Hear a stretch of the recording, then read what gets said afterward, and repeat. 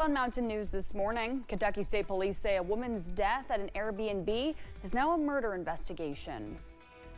And the Virginia Department of Energy plans to bring one of the nation's first nuclear reactors to Southwest Virginia. Dedicated to Eastern and Southern Kentucky, this is WYMT Mountain News this morning. Good morning. I'm Amelia Lee here with you on this Thursday, July 10th. It's 5:31 this morning, and time to check on in with meteorologist Eric Dean today for a look at that forecast on this hot start to our Thursday morning. It's probably going to be a hot one again today, isn't it? Right. We'll see temperatures going into the mid to upper 80s. That dew point is going to be up as well. We're already seeing dew points in the 60s and 70s, so it's a little uncomfortable out there. This is seen right now in Owsley County. Good morning to you folks near Boonville. You're at 68 degrees.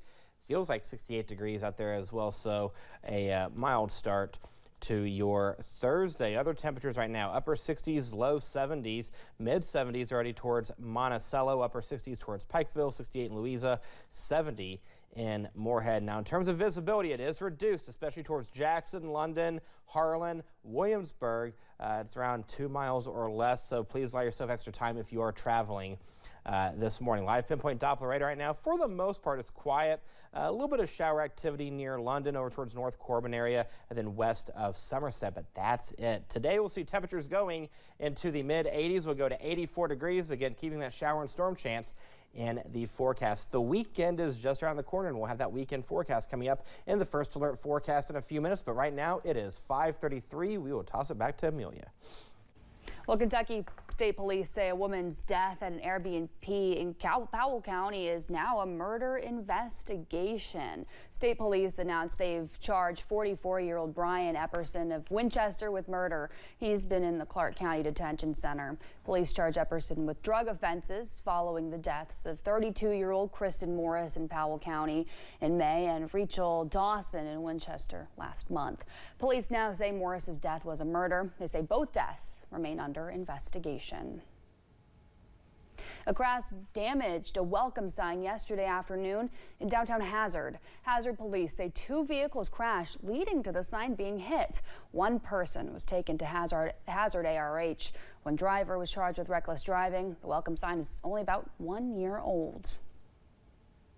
A Menifee County woman is facing charges after police say she stole an ATV last year. Police say the incident happened in Elliott County. Members with the Menifee County Sheriff's Office teamed up with KSP to find the ATV. Deputies later arrested 46-year-old Jenny Lyons. She was charged with receiving stolen property.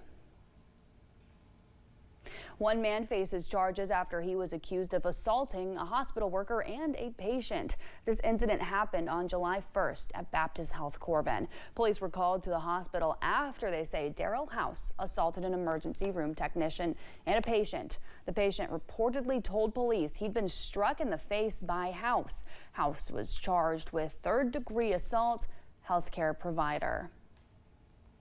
Well, thousands of chemical weapons were destroyed at the Bluegrass Army Depot in a project that started years ago. The last weapon was destroyed 2 years ago, but the entire destruction project is ongoing and will not be finished until 2027. Questions have been raised about the future of the depot. Officials hosted a briefing yesterday to discuss that.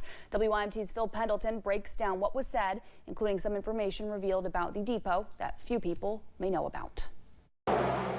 Spanning across 14,000 acres, the Bluegrass Army Depot has been a fixture in Madison County since the 1940s. Unfortunately, media and the community was more concerned about the chemicals for obvious reasons. 520 tons of mustard and nerve agents were destroyed, but some of the infrastructure remains.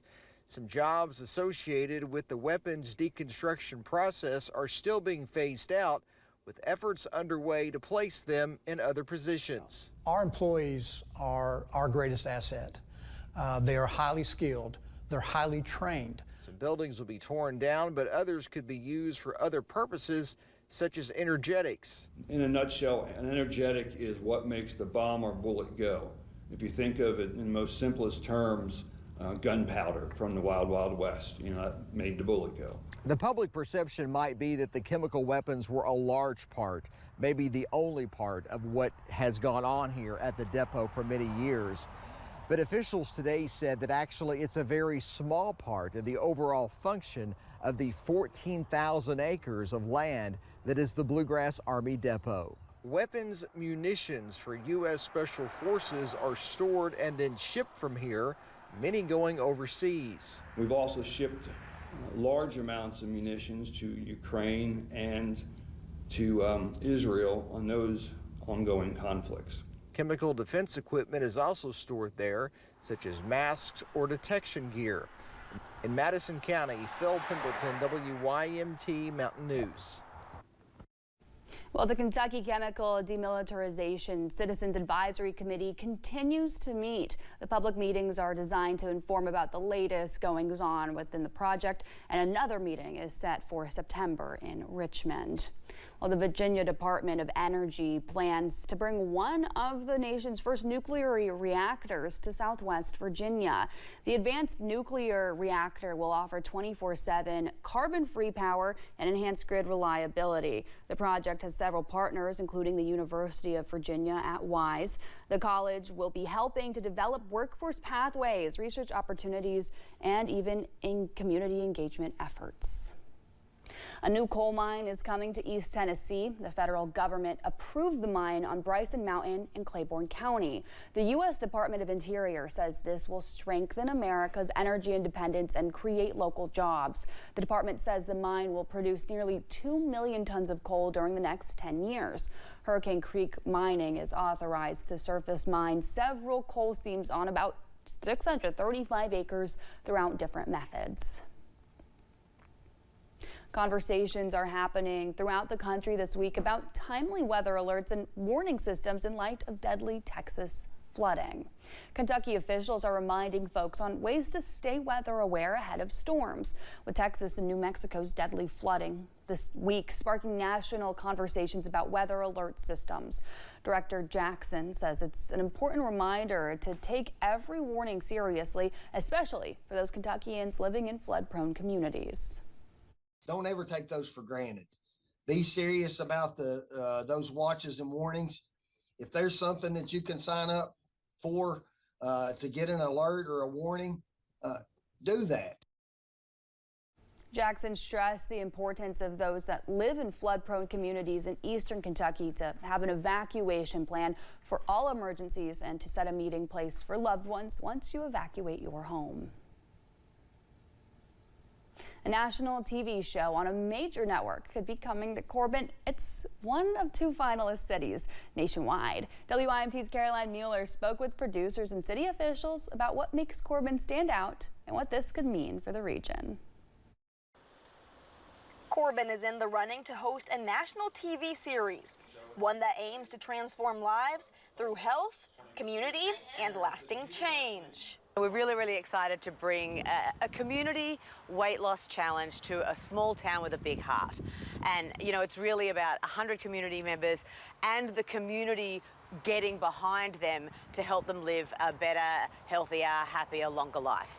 AJ Rochester hosted The Biggest Loser Australia, but says this series takes a kinder, more supportive approach. There's a lot more body positivity, a lot less fat shaming. We're going to help everybody all the way through and leave them with a legacy of health that they can live for the rest of their lives. City officials say they were approached about the project roughly 2 months ago and quickly got on board. And we immediately fell in love with their work and the team itself. So we knew that this is something that Corbin needs. This is something that Corbin welcomes. This is an awesome opportunity for Corbin, and there was no way that we couldn't put our all into it.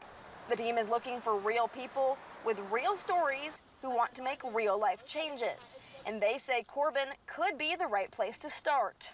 In talking to a lot of the people, they really do want to change. They want to live a healthier life. You know, some people have had heart attacks. Some people have had their parents die, you know, at 36. And it's way too young to lose a grandparent or a parent. More than 200 people have already applied, and city leaders hope this process sparks a longer-term shift for the region. We would hope that the work that's done in Corbin would be sustainable work that will spread across the region, and that Corbin can be that light. An open casting call is happening at Corbin City Hall from noon until 3 Thursday. In Corbin, Caroline Mueller, WYMT Mountain News. Producers say a celebrity trainer will also be a part of the show. If you can't make it to the casting call, there's a link on our website, WYMT.com, to apply. Well, Spectrum has awarded a grant worth $15,000 to one Eastern Kentucky nonprofit. This grant was awarded to the Foundation for Appalachian Kentucky. In a release, members with the organization plan to use the funds to expand access to online tools as well as education. The West Virginia Board of Education has a new president. According to the West Virginia Department of Education, L. Paul Hardesty was elected for that position. Hardesty formerly served as the West Virginia Board of Education's legislative liaison. Victor Gabriel was reelected as vice president and F. Scott Rothruck as secretary. Well, summer camp is well underway at places like Boys and Girls Clubs, but the future of these programs is uncertain following recent funding freezes. U.S. Department of Education sent a notice saying it would be withholding $6 billion in grants. It wants to review whether that money aligns with President Donald Trump's priorities. This has some organizers worried about those long-term impacts. It's probably going to increase and create even more stress on those working families. If the money stays frozen, the YMCA says it could lose $170,000 this school year. There's no timeline on how long that review will take. Now to an update on a story we first told you about on Monday. Transportation cabinet officials say crews will still work on Kentucky 946 at mile point 0.123 in Menifee County to replace a drain pipe, but work on the project will now start on July 17th.